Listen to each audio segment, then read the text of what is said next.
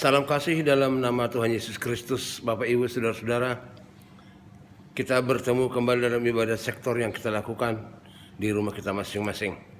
Semoga ibadah ini membawa berkat bagi keluarga kita, bagi gereja kita secara umum, dan bagi anak-anak kita kelak.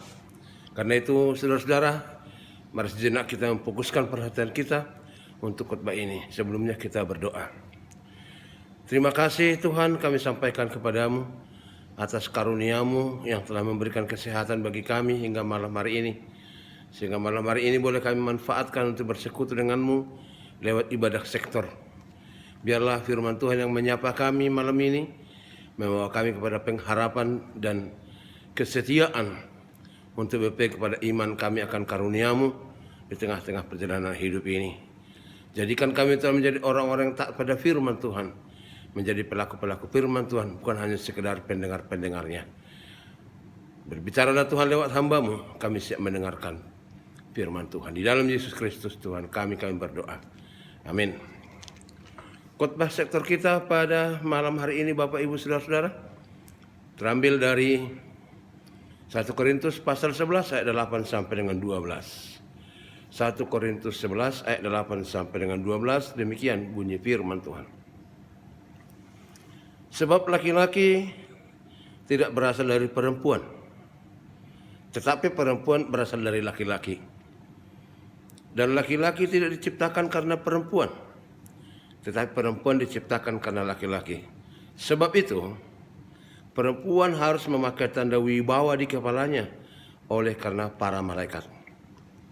Namun demikian, dalam Tuhan tidak ada perempuan tanpa laki-laki, dan tidaklah laki-laki tanpa perempuan. Sebab sama seperti perempuan berasal dari laki-laki, demikian pula laki-laki dilahirkan oleh perempuan, dan segala sesuatu berasal dari Allah. Demikian pembacaan firman Tuhan untuk kita, saudara-saudara sekalian.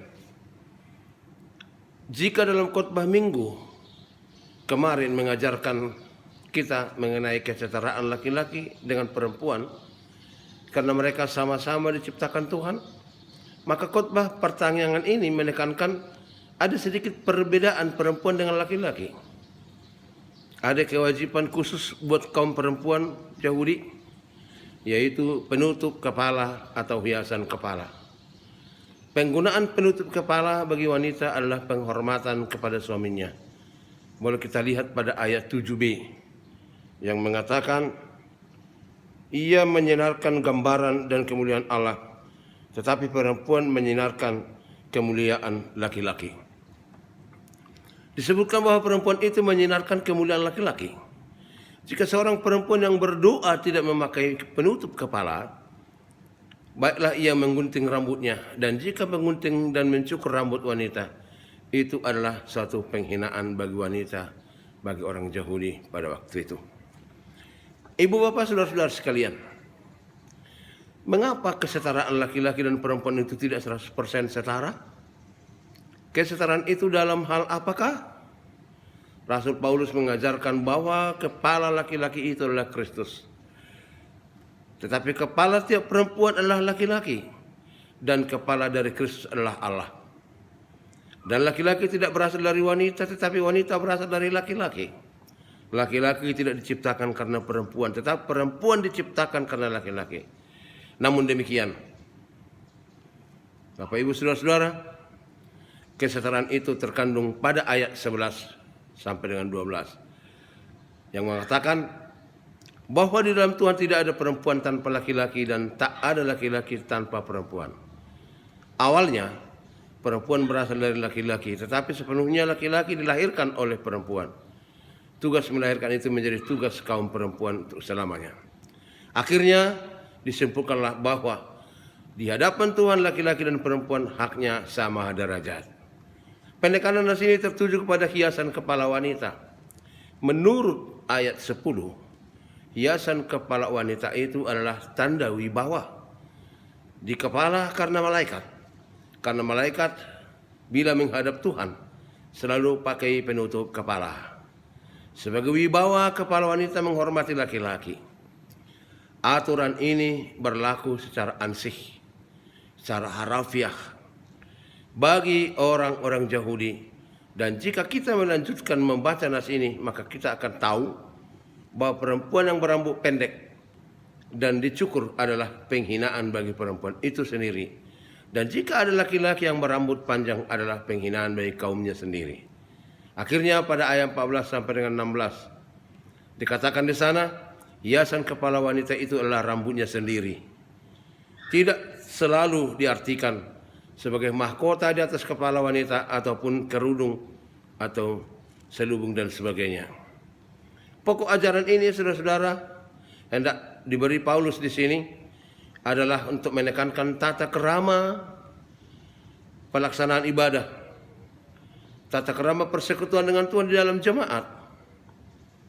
Sebab persekutuan dengan Tuhan di jemaat ditandai dengan pengelompokan kaum perempuan dan laki-laki agar selalu ada ketertiban, sehingga tidak ada laki-laki yang seperti perempuan atau tidak ada wanita yang seperti laki-laki di dalam persekutuan jemaat. Ada etika persekutuan, tata krama persekutuan. Itulah kira-kira yang hendak ditekankan oleh Paulus ke tengah-tengah jemaat yang ada di Korintus.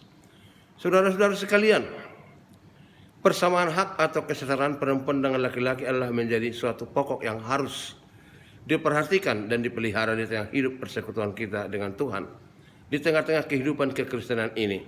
Namun kita tidak dapat melupakan bahwa perempuan tercipta dari laki-laki dan karena laki-laki. Walau kemudian perempuan yang melahirkan laki-laki, wanita bertugas melahirkan. Ternyata segala sesuatu berasal dari Allah.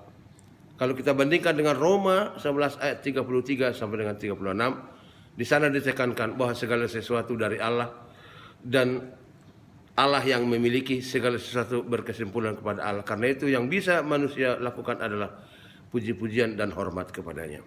Dengan demikian, semua manusia berkewajiban menuruti tata krama kehidupan ini demi kebaikan kita bersama.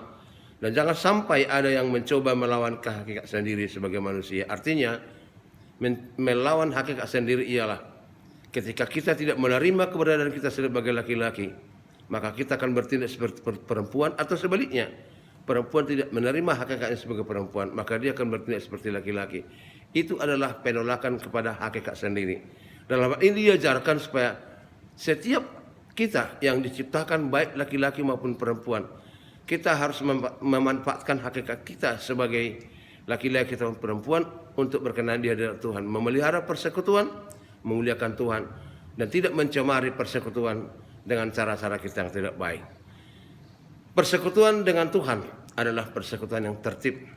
Persekutuan ibadah kepada Tuhan adalah persekutuan yang teratur, bukan persekutuan yang tidak terkendali atau persekutuan yang ribut, yang suka-suka dan sebagainya. Karena itu, biarlah hati kita juga tertib, supaya peribadahan kita juga tertib ke depan dalam rangka memuliakan Tuhan di tengah kehidupan ini.